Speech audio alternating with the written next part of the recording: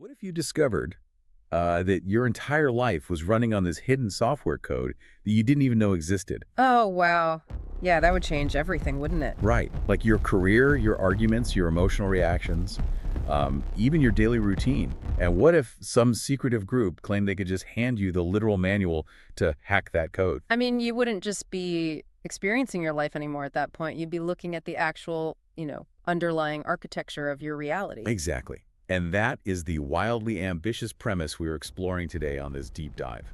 We're unpacking this really mysterious, highly intriguing transcript excerpt broadcast by an entity that calls itself the 501 Empire. Yeah, and then they're basically a philosophical collective, but they treat reality way less like an abstract mystery and more like a hard engineering problem. Right, so the specific broadcast we're looking at today is titled Episode 1, The Architect's Vision. And they really don't mince words here. The text is laid out as this very calculated step-by-step system for understanding and manipulating the forces around us. Yeah, they say they aren't just offering metaphors. No, not at all. They claim to be offering an actual literal blueprint for what they call greatness. So our mission for today's deep dives is to extract that specific three-step framework. That way you, the listener, can understand exactly what this blueprint actually entails. But before we jump into the framework itself, we really need to understand the dynamic of the two distinct voices delivering this message. Right, because the broadcast is hosted by a duo.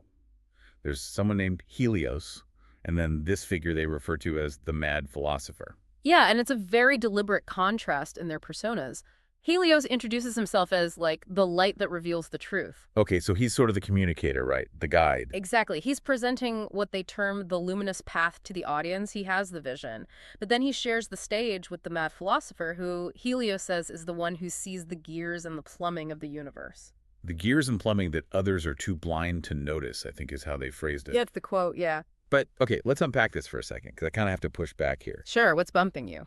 Well, opening a broadcast by claiming you have the quote-unquote actual blueprint of the universe, it sounds so arrogant. It almost borders on snake oil. Oh, totally. It's a massive, massive claim. Right. So how do Helios and the Mad Philosopher justify that level of hubris without just completely turning off the listener right out of the gate? Well, they justify it by synthesizing those two roles we just talked about. It's this dual approach to knowledge. Helios represents the visible truth, the overarching philosophy. The elimination, basically. Exactly. But vision alone is just a dream, right? So the Mad Philosopher brings the invisible mechanics, the really rigorous, unglamorous, technical reality. And by putting them together, the 501 Empire is arguing that true understanding requires both. I love that. It actually makes a lot of sense. It reminds me of the dynamic at like a brilliantly successful tech startup. Oh, that's a great analogy. How so? Well, you have the charismatic CEO in the turtleneck standing on the stage, right? Selling this grand world-changing vision to the masses. That is Helios. Right, the hype guy with the vision. Exactly. But the CEO can't actually sit down and build the product. For that, you need the reclusive lead engineer in the back room. That's the Mad Philosopher. Because the engineer doesn't care about the marketing pitch at all. No. They only care about the raw source code and the server architecture. You simply cannot build an empire without both pieces. And that framework is so critical for everything that follows in their manifesto, because the blueprint they lay out demands both the philosopher's vision and the engineer's cold calculation. So you can't reach this promised greatness if you lean too far in either direction. Exactly. You need both to even get started. Okay, so let's actually look at the steps of this blueprint then. Logically, before you construct anything, you need to assess your raw materials. Which brings us to step one, what they call the discipline of pure observation, or just watching the facts. Right, and this is where the Mad Philosopher gives a really unique definition of what a scientist actually is. Yeah, he says a scientist isn't just someone in a lab coat with a microscope. It's someone who knows the laws and principles governing both the visible and the invisible worlds. And according to the text, gaining that kind of knowledge starts with an absolute, uncompromising commitment to observing reality exactly as it is. Right, and Helios translates this into some very grounded analogies. He says, you can't fix a leak if you don't look at the pipes exactly as they are. And you can't build a song if you don't look at the beat exactly as it is. You have to organize what they call the perceptible facts before you make a single move. What's fascinating here is just how rigorous a discipline that actually is. I mean, step one sounds so simple on paper, like just look at the facts. But it's actually an argument against our natural human reactivity, right? Yes, completely. It requires stripping away all your biases, your assumptions, and most importantly, your immediate emotional reactions. Which is so hard to do. I mean, think about it. If you're listening to this right now, how often do you try to rush in and fix the metaphorical leak without actually looking at the pipe? Oh, all the time. I know I do. If a pipe bursts under my sink, I am not practicing a deliberate scientific pause. I am panicking, I'm grabbing towels, I'm cursing. Right. The idea of just standing in ankle-deep water to organize perceptible facts sounds completely unnatural. It sounds inhuman, really. But that is exactly why the 501 Empire insists on it. When you panic and grab a towel, you're just treating a symptom. You're dealing with the water on the floor, but you aren't analyzing the system itself. Right, so that deliberate scientific pause forces you to stop swinging a wrench blindly. You have to isolate the facts without immediate judgment. Because if your next move is based on a panicked assumption instead of a perceptible fact, your entire structural foundation is compromised. Whether you're fixing plumbing or composing a symphony, the text puts them on the exact same foundational level. Pure, unadulterated observation. Yeah, you have to catalog the reality right in front of you before you earn the right to change it. Okay, but let's be practical for a second. If I just stand there, observing the leaky pipe, noting the water pressure, finding the crack, my house is still flooding. True. Pure observation is entirely passive. Right, so how does the Mad Philosopher get us from just staring at the water to actually stopping the flood? Well, that brings us to the vital pivot in the text, which is step 2, decoding the how, or what they call natural law. So we're moving from the symptom to the cause. Precisely. The text says that once you see the facts, you have to ask which natural laws cause these facts. And Helios makes it a universal rule. If water flows down, there's a natural law. If music moves a crowd, there's a natural law governing that too. Right, and the Mad Philosopher doesn't guess here. The text explicitly points out that he calculates the how so that he can master the result. Here's where it gets really interesting, especially with that music analogy from the text. Because think about the difference between passive listening and active calculation. Oh, right, like when you're just tapping your foot to a beat. Exactly. Say you're sitting at your desk. A song comes on. Step 1, the pure observation, is just noticing the perceptible fact, "Yo, my foot is tapping." Right. That's just the what? But step 2, decoding the natural law, is a completely different level of engagement. You aren't just enjoying the music anymore. You're actually calculating the exact BPM, the rhythm structure, the specific acoustic frequencies. The literal things that biologically force the human brain to send a motor signal to the foot. Exactly. It's wild to think about it that way. It is. It's the process of reverse engineering reality. You're isolating the exact variables that produce a specific outcome. So if we take that out of the realm of acoustics and plumbing, we could apply this to, say, a Tuesday morning workplace conflict. Absolutely. How would you apply it there? Well, say your boss is unfairly yelling at you.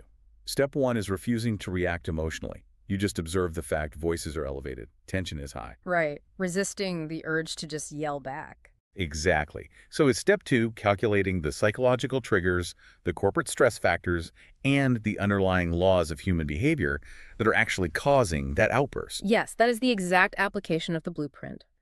By identifying those underlying natural laws at play in that room, you move from being a victim of the yelling to an architect of the situation. Wow.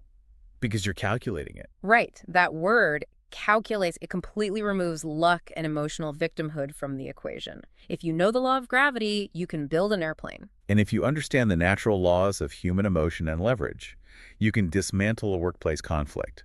Precisely. That is a slightly unsettling but incredibly powerful way to look at human agency.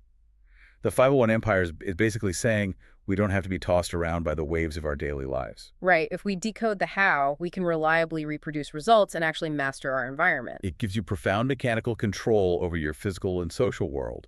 But the blueprint doesn't actually stop there, does it? No, it doesn't. Because mechanical control without a broader purpose is pretty hollow. Right. If you stop at step 2, you might be a brilliant technician, but you don't necessarily have true greatness, which naturally pushes us to the final, most metaphysical step of the blueprint. If we connect this to the bigger picture, this is step 3, the why, or uncovering the purpose. The text asks a massive question here. You know the facts, you know the natural laws, but now you have to ask, why were these laws created in the first place? And by whom? And this is where they introduce the concept of the spirit and something they call the Albit universe. The Albit universe. Okay, so this is the point where that spiritual intent connects to the physical world we just spent. Step 2, reverse engineering. Exactly. It's a deeply teleological shift. They aren't just asking how the universe works anymore, they're demanding to know its ultimate design and purpose. But wait, does this shift the blueprint from hard science into theology then? I mean, we went from acoustic frequencies to the spirit pretty quickly. Well, the 501 Empire is arguing that cold, calculating physics is incomplete on its own. Understanding the Albit universe isn't about abandoning science, it's about grasping the original intention behind the reality you're analyzing. That makes a lot of sense.